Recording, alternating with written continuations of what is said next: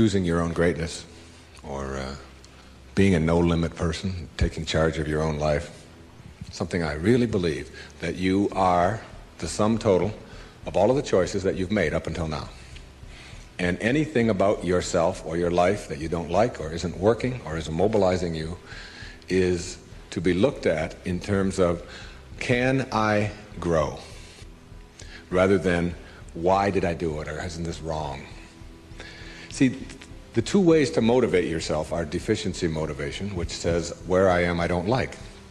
I don't like what I've done. I don't like the fact that I can't do this well or I can't do that well. So I will list these things in my own repertoire, and then I will be constantly trying to repair those deficiencies, always assuming that I'm deficient, that there's something wrong with me, and I'm trying to fix it.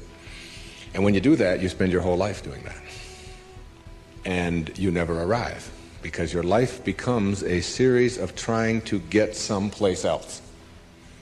And it is, if you follow that, if you live that, if you behave that, then what happens to you is you become a person who will always suffer from this disease called more.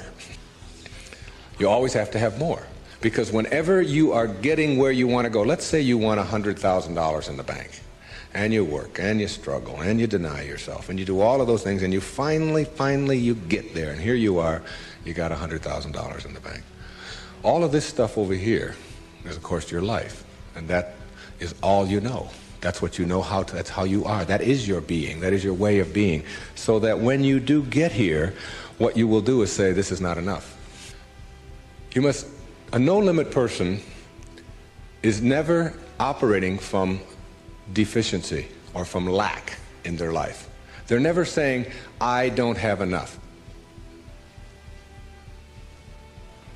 You see, you're never going to get enough. You already are everything.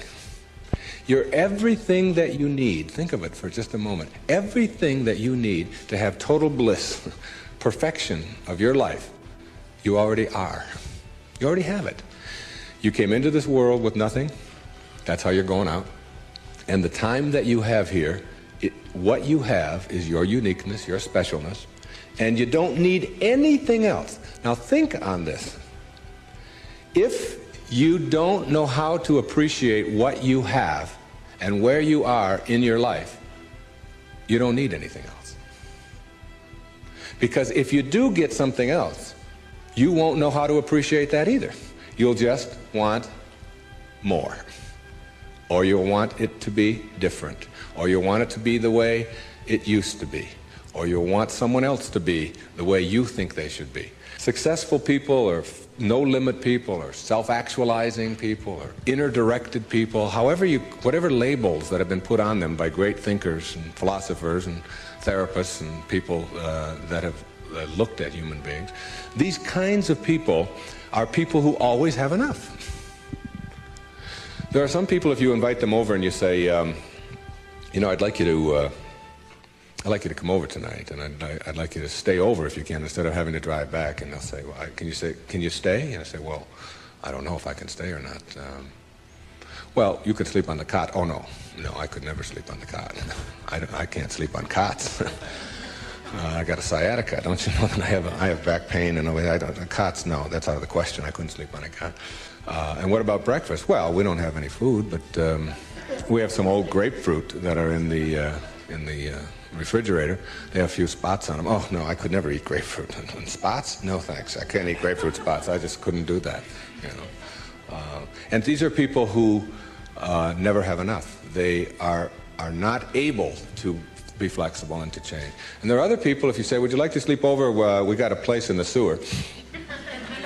Hey, that'd be great. I can handle that. No problem. I slept there before. It's all right. And all we have is grapefruit. Oh, I love grapefruit. Well, we've got spots on them. Oh, I really like grapefruit spots. Those are terrific. I'll go for those.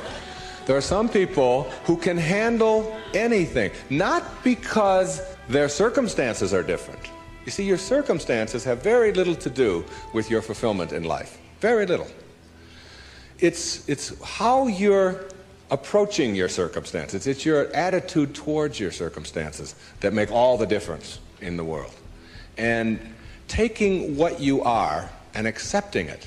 No limit people are human beings who take what they are and accept it, and don't tell themselves that somehow they're deficient because of anything about themselves. This is a very crucial concept for me and for virtually all of us. It's this idea of taking your life in your own hands and being the kind of person that you choose to be, and understanding that everything that comes your way is an opportunity, is a blessing. And it wasn't until I learned how to celebrate virtually everything that came my way that I was able to transcend it. You see, everything that was given to us by God, whatever that is perfect. No one can deny the mountains are perfect, and the rivers are perfect, and the birds are perfect, and the hippopotamuses are perfect, and so on. This is just what was given to us. Everything else that you have on our planet, that we have on our planet, comes about as a result of thinking. Thinking. Thought makes it so. All right? This microphone comes about as a result of thinking. Somebody imagines it. Somebody then tells somebody else about it, and it creates it. The dress that you're wearing, this shirt that I'm wearing, the shoes that you have, the stage, these cameras. Everything that you see that wasn't given to us was created by man as a result of the way that we think, So what gets inside of us as a cell comes about as a result of the way that we choose to think in our lives. Very important principle to understand, because once you get a hold of thinking, and that it creates everything that you have in your life, you can change and make it as absolutely perfect as you want it to be, because thought makes it so. Creative visualization is what we're talking about here. The imagery, or the image that you have of anything in your life, is really like mental behavior. It's like going out and practicing. If you go out and practice with a basketball, shooting free throws over and over again, that's physical practice. Imagery is mental practice. It's mental behavior. When you have an image that you can succeed at something, when you have an image that you can do it rather than that you can't do it, when you get into your car and you have an image that you're going to find a parking place rather than that there'll be no place to park, so you're not looking for no place to park, you will start acting on the image that you have, very much like you will start acting on the practice that you have when you're shooting baskets, or when you're hitting a forehand, or working on your soup, or anything else that you're doing. Bucky Fuller, who I served with on the Hunger Project Advisory Council for 9 years, who died not too long ago, said that 99% of who you are, you can't touch, you can't see, you can't smell. 99% of you is untouchable, unsmellable, invisible. It is what Ken Kais has called your conscious awareness. It's what looks out behind those eyeballs. What is that? It isn't cells. It's some kind of conscious awareness that you are. And make no mistake about it, you've occupied a whole lot of bodies already. Now, this is not reincarnation talk. Although, I don't know about this reincarnation. People ask me if I believe in it. I said, well, I taught in a junior high school in the inner city of Detroit for 4 years. And I saw those dead bodies come to life every day at 3 o'clock. So I believe in reincarnation, all right? Now, if 99% of who you are, you can't touch and you can't feel and you can't smell, then what is it? Who is it? Where are you? What is this thing called your essence, or who you are? And where does it go? Now think of this. You were in a body. I have a little baby girl who's 11 months old. And we were all in a body that size. Well, it's only a body about this big. Got fingers only this long. You know? Got tiny, tiny little parts all over the place. I mean, she's only this tall. Now, is that her? Is that her essence? Because I have other children who are much older, and I am much older than that, and I can remember being 3 and being in a different body. Still me, still my essence there, different body, totally different, doesn't even look anything like when I was 11 months old. And then I was 13 and had a funny body at 13. But Still my essence was there in a whole new body. Hairs growing all over the place that I didn't understand, all kinds of things happening to it, Then hairs falling out of it later on, Looking at those hairs that fall out and say, what held it in yesterday? What, I don't know. I don't even understand that, okay? And so it's like who I am has been in many, many bodies already, all right? And that essence, you see, everything on our planet that is alive can never die. It can never die. Life doesn't die. It just transforms. It just moves on to new places and new ways of being, new ways of being. And the way of being that is the most transcendent of all is this way that comes from seeing yourself as love and only having that to give away. Only having that to give away. Let's say I were to stand up here in front of you and just visualize for a moment that I have an orange. And I take this orange and I squeeze it as hard as I can squeeze it, okay? What's going to come out? Juice. What kind of juice? Orange juice. Apple juice, any chance? Once in a while? Come on, now and then. A little mango juice come out of an orange once in a while? No mistakes, right? Never, no matter what. Next question. Everybody passes. These are easy, okay? Why, when you squeeze an orange, as hard as you can squeeze it, does orange juice come out? Because that's, not because it's an orange, because that's what's inside, isn't it? On our planet, when you squeeze something, what comes out of it is what's inside. Not too difficult, all right? Does it matter if your mother squeezes the orange?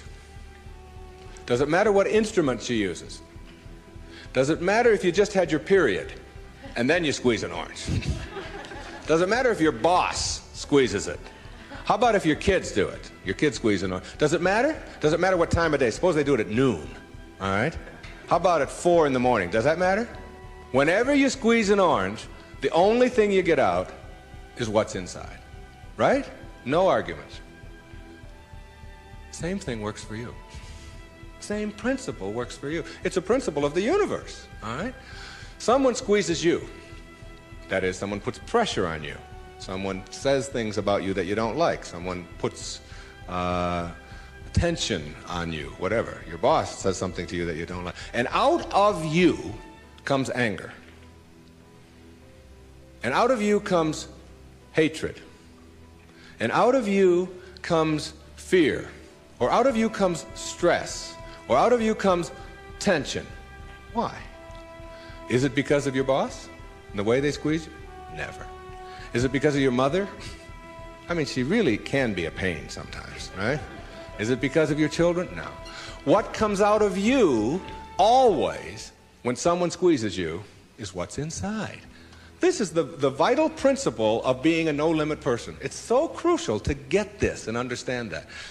That if you have any hatred in your heart for anyone in this world, or any anger, or any fear, or any of those things, it has nothing to do with the rest of the world. It only has to do with what you put inside. Now, how does what gets inside of you get there? That's the key. How does it get there? As you think. Only as you think. You see, there's no anger in the world. There's no stress in the world. There's no tension. It's perfect. We've already established. It's a perfect place. It works just fine. It's all flowing the way it's supposed to flow. The evidence for it is, it is. That's all the evidence you need. Just look around you. Everything out there is a miracle. Everything, including you. There are no mistakes. It's all perfect. And everything that happens to you in your life, whether it's a trauma, whether it's a disease, whether it's somebody treating you in a certain way, there's a lesson in all of it. No limit people understand the lesson in life, and therefore celebrate the lessons. It's true. And when you get to that point in your life where you're not cursing the things that come your way and blaming the things that come your way, and particularly blaming it on somebody else, and you hear it all the time. She hurt my feelings. How's that possible? How can anybody hurt your feelings? Your feelings come from your thoughts, No one can hurt your feelings without your consent. No one can make a fool of you without your consent. No one can embarrass you without your consent. These are choices that you have that come from the way that you think. Someone calls you a name. Hey, stupid. And you turn around. I didn't even tell anybody I was coming. How did they know that, all right? And then you blame the person who called you a name. Instead of saying, that's just their opinion. That's just where they are. That's where they are on the path. And it's okay. All of you are in relationships, right? Everybody has a relationship of some kind or another. In your relationship, you have any problems? Any of you have a relationship and you don't have any problems? I'd like you to take this microphone. I want to sit down and listen to you. Everybody in a relationship has problems, don't they? Right? Now, when you say, I'm in a relationship, I got problems. Therefore, there's something wrong. Something's really wrong, right? Now, if you're in a relationship and you have problems and something is wrong, you got to call in a consultant, right? You got to call in somebody to help you with the problems. You don't want the problems to go on. Who are you going to call in? You only got yourself. That's all you got. You might get a therapist once in a while, but they got worse problems than you do. The only consultant who can help you with your problems is you. And who is that consultant that you're calling in? We've already established that there's something wrong with that person, right? Something wrong. So now you're going to call in a disabled person to deal with your problems in your relationship, right? Now this is a really sick approach to curing your problems. You got somebody who says, we got a problem, you don't talk to me and I didn't talk to you, and you came home late last week and this week I called you and you didn't call and I was supposed to call you and then you didn't do it, and how can you do that? Now this is the consultant you're calling. Excuse me, will you come in and help us? I don't know if I can help you or not. I didn't come home. I didn't. That's the person you got to deal with your problems. All right? Now what you can do is you can change all of that around. You can say, I'm in a relationship. We got problems. There's nothing wrong with that. That's the way things are. You know, my problem is that you are different than I am. And you think differently than I do. And you behave differently than I do. And you smell different than I do. And you have all of these attitudes over here that I don't have. Nothing wrong with that. That's the way it is. When two people get together in a relationship, you don't have two people becoming one. If you do that, then what you end up with are two half persons. Who wants a half a person in a relationship? You always are single. Even if you're married and and involved in a relationship forever, you're still always single. You're still always you, your unique, special, perfect self that is not trying to love, but who is love, who lives love, who is being love. The same as if you pray to God and say, God, will you please help me with my problems, and want God to do it for you. Never have. You've got to be God, not be afraid to carry God around inside of you. If you want to get healed, you have got to understand that you're not going to get healed if you are asking someone else to heal you. And ask any doctor that you know, any surgeon particularly, who's taking somebody into surgery, and ask them which person has a better chance of living, surviving, say, serious surgery. Is it the one who has a will to live, or is it the one who's just given up?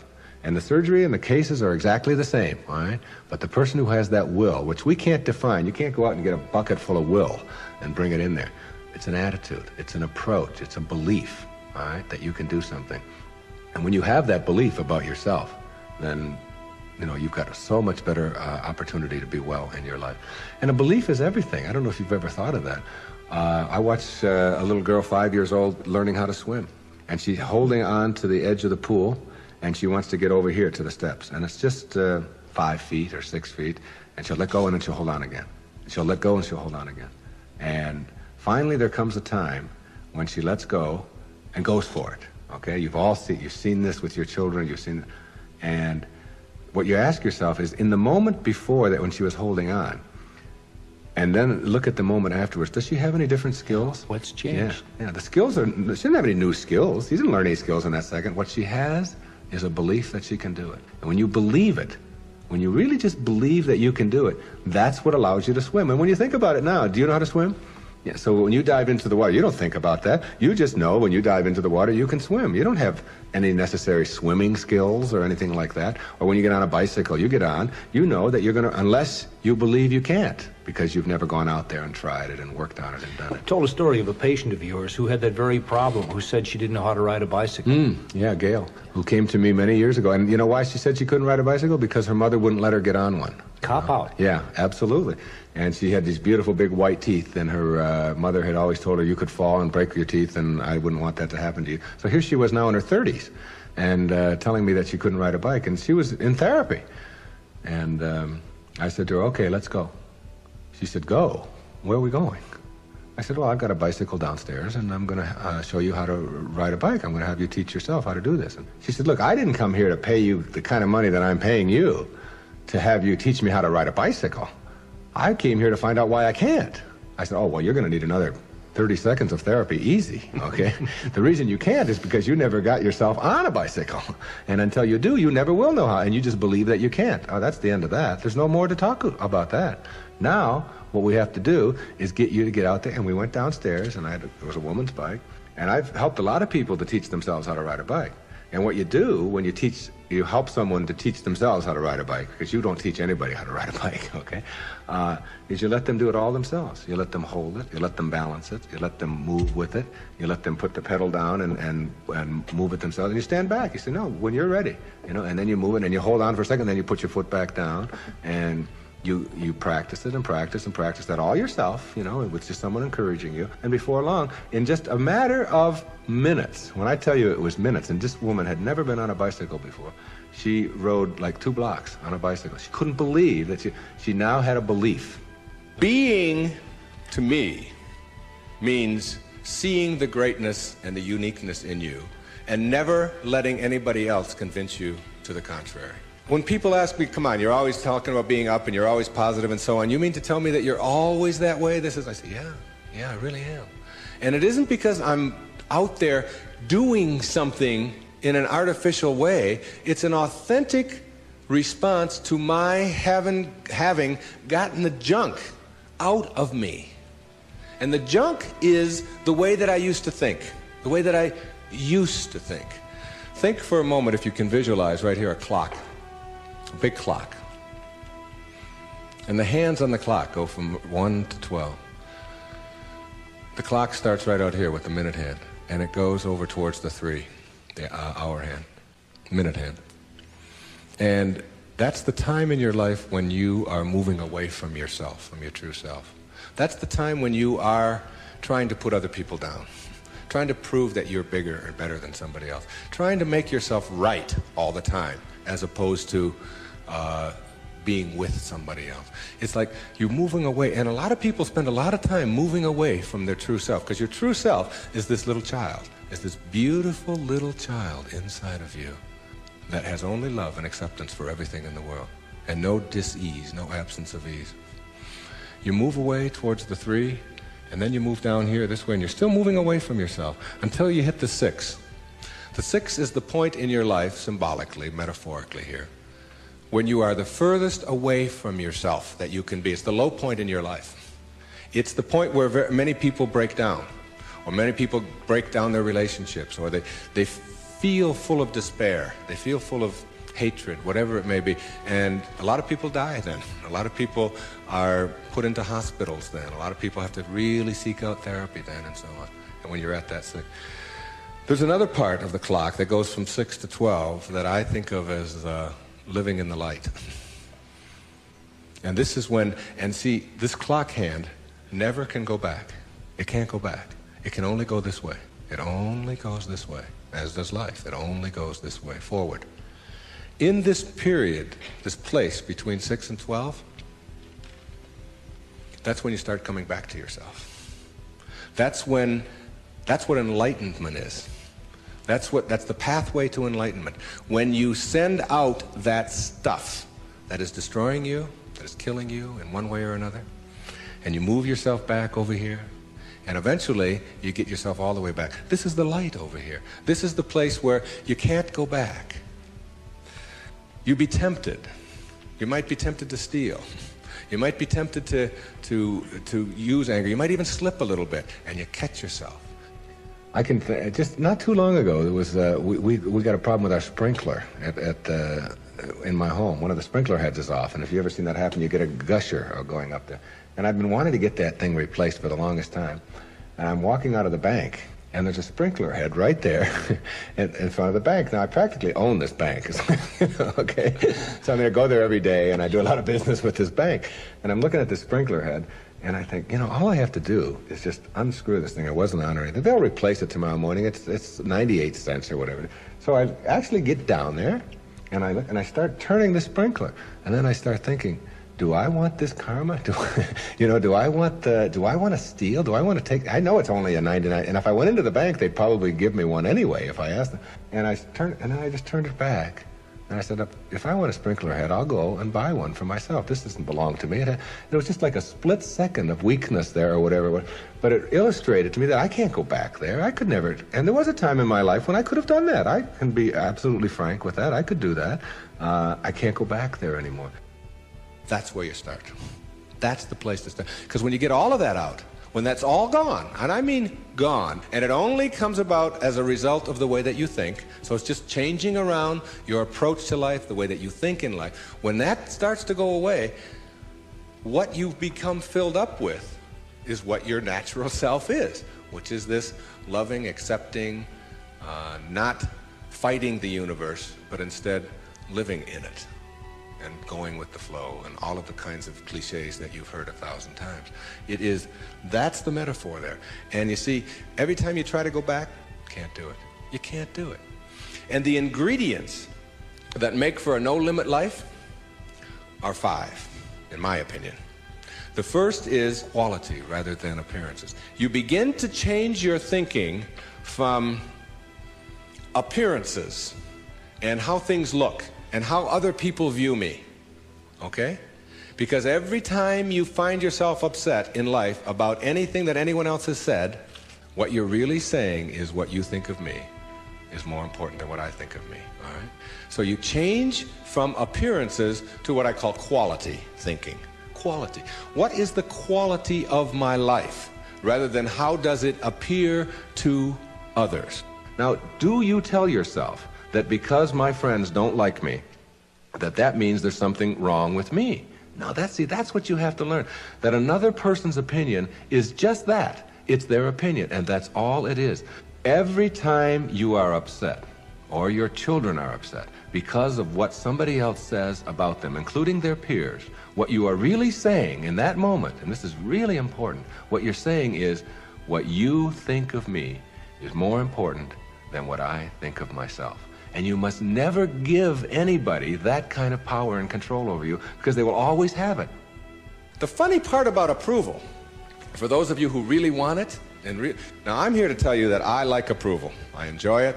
I find it one of the most exciting things in the world. I like it when people read my books. I love it when people applaud. I like it when people tell me nice things and all. I like approval. I'm the first one to admit it. What I don't do is I don't need approval. There's a big difference between wanting approval and needing approval. When you need approval, it means you become immobilized when you don't get it, from making other people's opinions more important. Now, for those of you who say, yeah, but I want approval and I need it, and if I don't get it, and so on, then understand this. The people who get the most approval in life are the ones who care the least about it. And the ones who get the least approval are the ones who are always going after it. So if you want approval in this paradoxical way that I'm talking about it, stop needing it. Stop concerning yourself about it. Ask yourself, who gets the most approval in life? Think of the person that gets the most approval, and you'll see that that person couldn't care less what other people are thinking. They're so busy being, they don't have time to notice what their neighbors are doing. Thoreau said this. He said, if you advance confidently in the direction of your own dreams, and endeavor to live the life which you have imagined, you will meet with a success unexpected in common hours. What that means is that success is not something that you can get in life. Success is an inner process. Success is something that you bring to everything you do in your life. It isn't something you get out of what you do. And when you get that, and you learn how to get the junk out and advance confidently, doing what makes the most amount of sense to you based on your inner signals and the one issue of morality, which is you never interfere with anybody else's right to do the same. Each person has their own right to advance confidently in the direction of their own dreams. And when you violate that, you're violating the principle of the universe, the essence of the universe, which is cooperation and harmony. Then success will begin to chase you. And it will come into your life and arrive in your life in amounts that you never dreamt of before. That you never dreamt of. Things will start happening to you that you would never imagine before. I'm working on a book right now that's going to be called You'll See It When You Believe It. And when you start believing in some of these principles, you'll start seeing things that you were blind to for so long. When you were back here in the 2 and the 3 and the 4 and the 5, when you were moving away from yourself, as long as you're moving back towards your universal essence, your harmony with yourself, your cooperation with the rest, things will start happening in ways that you never dreamt of. Jung called it synchronicity. And it's a term that we use to explain how unexplainable coincidences sort of happen in our life. And how come these things happen? I'm going to share a couple of those with you before we leave. The quality versus appearance in your life means that you get that inner candle flame working in a way that gives you quality, independent of what other people think of you. Maslow, in defining self-actualizing, no-limit people, said they are independent of the good opinion of other people. Of the good opinion of other people. Independent of it. They're so busy advancing confidently, doing the things that make sense, and bringing success to changing their baby's diaper, and bringing success to weeding their garden, and bringing it to the job. They bring it on the airplane, so that when they run into somebody who is rude to them, a stewardess that is rude, they don't see it as an attack on them. It's just where they are, and they send them love. Help them a little bit, you know? They're kind. When somebody wants to get in on the freeway, and they're one old temptation when they were on the 1 to the 6 side was to say, oh yeah, nobody's getting in front of me, I'm getting there first. It's like they slow down a little bit. They don't have all that type A stuff of having to beat somebody else and having to defeat somebody. It's a new way of being. It's a way of quality where your harmony allows you to cooperate, and you are a part of what this whole thing is about. New way of being, quality rather than appearances. Another new way of being, very important. Living your life on ethics rather than rules. Ethics rather than rules. All these rules, all these ways of having to do things, somebody else dictates to them. Do you know that some of the most immoral acts in the world have been perpetrated in the name of the rules? These are the laws. What do you think Nazi Germany was all about? Everybody doing all these horrible things to other people. I'm only doing my job, was the defense we all heard at Nuremberg. I was just doing my job. If it's an immoral rule, it's immoral to obey it. And self-actualizing people, as Maslow tells us, have rules inside of them that they could never obey, never disobey, ever. And they have to do with ethics, how you treat people. How do you think we get to where we are now? You know who Rosa Parks was? The woman in the South, the black woman in the South who said, not today, I'm not going to the back today, no way. I know what the rules are. The rules were all over the place. If you needed a reminder, there were signs every place, colored in the back, white in the front. And she said, no, I'm sitting here. And that made all the difference. Ethics, not rules. When your children start disobeying rules that need to be disobeyed, don't be surprised. When I was in the service, they had a policy on Guam, where I was stationed, which would not allow the Guamanian civilians to shop in the PXs and the Navy exchanges. But they did allow all other civilians to shop in the Navy exchanges and PXs. But if you were Guamanian, that is, if your skin was dark and your eyes were shaped a little different, then you couldn't. A clear, outright violation. I was a serviceman. I was in the Navy. I was a communications cryptographer. They had a newspaper in the Guam Daily News, and it said, an invitation to speak your mind. And it was a letter writing contest. And they offered $75 to the first prize winner. $75. This was 1961. That was a fortune to me. That was a month's pay in the Navy at that time, almost. So I entered the contest, and I knew I would win it. I had already written a novel at that time. A whole novel I'd written while I was on Guam. I knew it wasn't going to be a contest. I felt sorry for the other people entering it. I knew I was going to win this. Unfortunately, I didn't realize that when you're in the service and you have an opinion and you don't submit it to the chain of command, that you can be court-martialed for that. So the headlines on next week's Guam Daily News were, U.S. sailor assails policy of discrimination. Big, hot stuff, all right? And I was called before a vice admiral, Commander Naval Forces Marianas Islands, and threatened with a court-martial because I had disobeyed the rules, even though the rule was immoral. There are lots of them like that. And when I went in and they threatened me with a court-martial, I told them this was my battle plan. They didn't have Xerox machines in those days, so I had to get a lot of carbon paper. I wrote a letter to President John F. Kennedy, and I wrote a letter to the Secretary of the Navy, and I wrote a letter. My hometown was Detroit. I wrote a letter to the Detroit News and a letter to the Detroit Free Press, telling them what was happening to me as a result of just expressing my opinion about an immoral act that was going on over here on Guam. And I showed the naval vice admiral my letters right there. I said, I've only sent the one to the president and the Secretary of the Navy. These letters go to the newspapers across the country. There was one there to the New York Times as well, and the Los Angeles Times. It was, and I just spread them out before him. I said, if you court-martial me or punish me in any way for this, then what's going to happen is the world is going to find out about this policy. And I'm prepared. I'm ready. I can handle it. And I was 20 years old at the time, or 21. Not only did I get a blessing from that, because all things come in blessings for you, I got out 90 days early. And they stamped on my record, P.I., because the president took it up and sent it to the secretary. Must have. And I never heard from him, but the P.I. on your record means political influence. And they don't like anybody with political influence in the military. And as soon as they saw that, they said, this is somebody we probably will be giving a discharge real soon. There was no court-martial, and in September of 1962, a brand new policy was initiated on Guam, which allowed any civilian to shop in the Navy exchanges.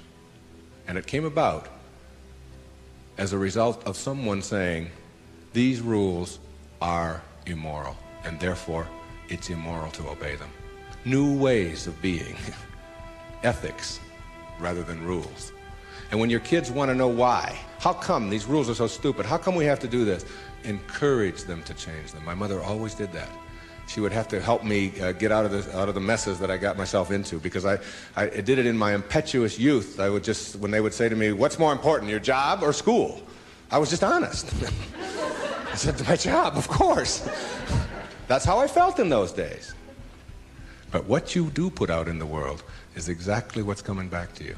And if you find things coming back to you that you don't like and don't understand, don't ask yourself why these things are coming to you. Ask yourself what you're doing to make them come back to you. And when you start putting the responsibility on yourself, you'll start seeing dramatic changes. Dramatic changes. A new way of being. Instead of ethics, instead of rules, ethics. Another new way of being. Instead of looking all your life for achievements and externals, try living your life on knowledge for the sake of knowledge. Knowledge instead of achievement. For the sake of knowledge. Being in a context in which you don't have to collect a lot of merit badges.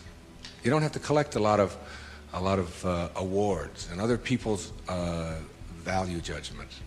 That you go to school or you go out into the world or you read or whatever it is you do because it makes sense to you, not because of what somebody else is going to put on a transcript or where you're going to appear in a class list. We need to help our children to understand and value the importance of knowledge for the sake of knowledge and doing things that make sense rather than taking the easy way. Knowledge rather than always trying to achieve. We're in an achievement-oriented society, which tells us that we evaluate and judge a human being based upon how many achievements he has. But most of the people who get caught up in that trap and are always in this circle of trying to get ahead, trying to always get ahead, their reward for that almost always is higher blood pressure, ulcers, early deaths, and even things like cancer, we're beginning to find out, are related to the kinds of stresses that we have. And remember, it's a perfect universe. There's no stress in it. There's only people thinking stressful thoughts. And when you put that pressure on yourself to always achieve and get ahead of the other guy, you miss what it's really all about. There's nothing wrong with goals. It's falling in love with them that's the problem. It's not being able to be flexible and alter them. If you have a goal to get here, to get $100,000 in the bank, to get to this promotion, to get 2 cars in your garage, to whatever it is that your goal is, and you're on your way to that, and you're always working at the goal, all of this stuff on your way to the goal is called striving, and that's what you learn, striving. And striving is a very low-level place to be. When you get to your goal, because all you've ever known is striving, you will just always suffer from this disease called more. You will just upgrade your goal to $200,000, 4 cars and 2 houses and another wife and a younger one and all of these kinds of things. If you have a goal and you understand that every step along the way is a present moment to enjoy and to live, then the goal won't become any obsession. I don't have any goals in my life. People ask me, where are you going to be 5 years from now? What are you going to be doing? What's next for you? I remember what Lincoln said, who to me was like the greatest person who ever sat in that White House. He said, I never had a policy. He said, I just tried to do what made the greatest amount of sense each and every day of my life as I sat there as the President of the United States. And I think there's something really significant in that you don't have to get it all planned out and follow a certain pattern and do it a certain way. If you just sort of trust your inner instincts and go with that and live each moment, the goal stuff will all take care of itself. But if you're sacrificing and pushing your life aside and suffering on your way to trying to get someplace, you'll never get there. It will always elude you, because once you get there, you'll just have to upgrade it. And that's because that's all you'll know. Nowness is that purest form of sanity, living in this moment and enjoying it. And all the rest of it will sort of work its way out. Another new way of being for me is to think of yourself in terms of personal authority rather than being an authoritarian. Personal authority. A person who has authority never needs to dominate anyone else, ever. Dominating doesn't become necessary. In business, you can have authority. The people who have the most authority are the ones who listen the most, and the ones who are the most conscientious about what do other people have to say. A person in a relationship who has to dominate somebody else and has to make the other person submissive shows that they don't have authority, because they're getting their power not from within for themselves, but on the basis of who they can control. And that never lasts. That never lasts. The only thing that lasts is having inner power, if you will. Know thyself. That's what Shakespeare said. Know thyself. The more you know yourself, the more you become honest with yourself, honesty becomes just a way of life. No, I don't think the world necessarily does, but you can't run your world. You can't run your world based upon what the rest of the people in the world want or don't want. To me, honesty is like, it's a karma that goes out into the world. How people treat you in the world is their karma. How you react is yours. And when you react to it with dishonesty, that's what you're putting out into the world, dishonesty. And when you put dishonesty out into the world, that's what's going to come back to you, because what goes out is what comes back. That all, as you sow, so shall you reap. I mean, it's in every great institution that there is in the world, whether it's a religion or a philosophy or whatever. What you put out is what comes back. Whatever you plant is what you're going to get back. And the more that you put out honesty, just because it's what you are, because you are being honesty, you're not trying to be honest, you're just being honesty, then that's what will come back to you on a regular basis. And when it doesn't, you'll just see that as another test for you to pass. And finally, a fifth way of being that is new, for me, it has become a way of life. It's called serenity instead of acquisitions. The more you try to acquire, the more you try to get, the more you try to collect, in your life and evaluate yourself on the basis of that, the less serenity you're going to have. More is less. It's almost a secret of the universe. Serenity means inner peace. It means that you can find joy in every moment that you have in your life instead of always looking for it. It means that while you are driving along the countryside, and seeing, instead of saying, oh, I'm on my way to this point, that you can open your eyes and see it with new eyes. See the rolling mountains, see the grass, see the deer, see the sky. You can just stop wherever you are in this second, wherever you are, and just look around you, and you can begin to appreciate just your surroundings and your environment. Then you can begin to appreciate the people that are in your life, and even the ones that are negative and you're having the most difficulty with. You can practice a new way of being with them, which is sending them love, sending them flowers, send them books, send them a tape, send them something, and just see what kind of reaction that you get. Super emotional health is just an attitude. An attitude is everything. I want to summarize these new ways of being and give you the most important ingredient on the path as we leave. I said that it's quality in your life to be focusing on rather than appearances, and it's ethics rather than rules, and it's knowledge rather than achievement all the time, and it's being personally an authority on yourself rather than authoritarian and trying to be dominating someone else or to be dominated, and serenity, which is the name of my little girl, my youngest daughter, Serena, rather than acquisitions and accumulations and trying to prove yourself that way. And when you get that serenity, which comes from the way that you think always, then you will replace all of the other junk that keeps you back here between 6 and 1 on that clock. And once you get past it, you'll never, ever be able to go back. Because the light, living in the light, is a way of being that if you're not there, you don't get it yet. But once you see it, and once it begins to take over your life, you can never go back. That is your purpose. Your purpose isn't to try to be loving. Your purpose is to be love, and only have that to give away. Well, but there's one other ingredient, and it's really crucial. Forgiveness is the vital ingredient on the path of enlightenment. And if you don't know how to do it, then practice sending out love. Take the person or the people that you're having conflict with, any place in your life, send them something. You don't have to even do it physically. Just send them something that comes from inside. And what's inside is how you choose to think. And if you can make that love and do that, and that is to me the test. Not whether you can love someone when they smell good, when they do everything that you're supposed to, but whether you can love someone who has sent you hate or anguish in your life and send it back. You don't have to forget. You don't have to go back. But you got to get it out of you because it is blocking you and holding you back. And when I said you'll see it when you believe it, all my life I had wanted to write fiction, a parable. 4 years ago, I decided to go off to Hawaii, to Maui, to Kaanapali Beach, and to write.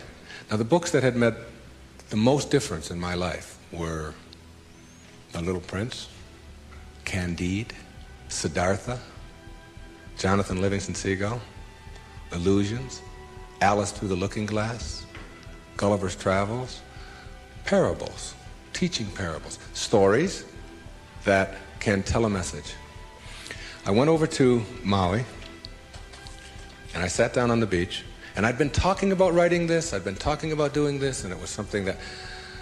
And I have a little girl, and her name is Sky, S-K-Y-E. I decided to reverse the letters in her name, E-Y-K-S, and put an I in there, which symbolizes the self, Icus. And I just created this parable of a woman whose name is Icus, who lives on another planet. The planet is Uranus. And it's a duplicate mirror image of Earth, only Icus can only see things as they are, not as we would like them to be. And therefore people are neurotic on Uranus because they have to be. She gives the anxiety attack report, if you will, because anxiety really does attack over there, and tells about anxiety coming in on the weekends and so on. Well, my visitor in my parable goes to Uranus, meets Icus, she cannot understand, as he describes Earth, why people would be neurotic by choice on Earth. Why would anybody be unhappy or depressed or miserable when anxiety doesn't attack, and when elevators really don't scare you, and when if you want a complex on Uranus, if you want to give a complex to your wife, you go to the store and buy one. And she says, what happened? Well, my husband gave me a complex, and it's true. Whereas on Earth, if you have a complex, it's because you've chosen to have one. She can't figure it out, okay? So she comes here, observes our people, and begins to see the secrets of the universe, and gives us these secrets, talks to the top leaders in our field. And that was my parable, and I wrote it. She gives all of these wonderful secrets, some of which I've been talking about here today. But what I want to tell you is that my wife gave me a license plate, and the license plate says Icus, okay? It's a vanity plate. And I was pumping gas on Federal Highway in Fort Lauderdale, Florida, and a little man from Greece came up to me, and he said, what means this Ephies, which is how you say that in Greek? And I said, well, that's just a word. It's my daughter's name spelled backward. It's a parable that I wrote. He said, no. He said, in Greek, that's a word. I said, what could that word be? He said, it means best wishes for all.